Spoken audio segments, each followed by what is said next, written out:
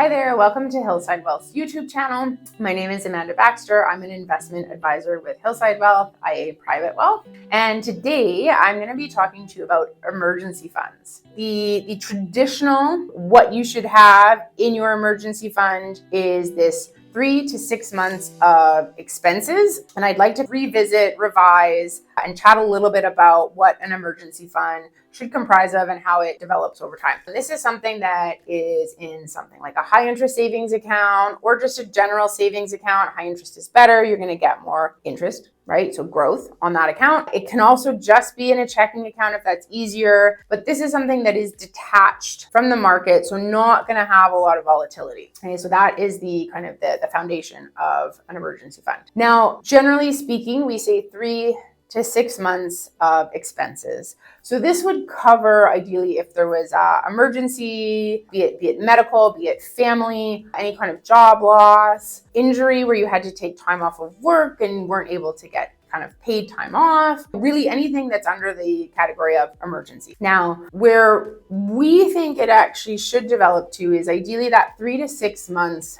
of your net pay. And that is so that if for whatever reason the emergency gets extended, or if there is any kind of additional cost with said emergency, if you want to maintain the lifestyle during that time, that 3 to 6 months net pay really provides that buffer. So if you can aim for that, worst case scenario is you have more than you need, and then it ends up being not only an emergency fund, but an opportunity fund. So let's say there was a downturn in the market, a really fun trip you wanted to go on, something special you wanted for your house. These are all things that you could then put that excess money towards if that emergency fund filled up and then it delved into that opportunity fund side. So that's just a new and more modern way of really thinking about that emergency fund and how to plan for it. And as you build this over time, it ends up being this buffer that you get to rely on in case of, like I said, emergency or opportunity.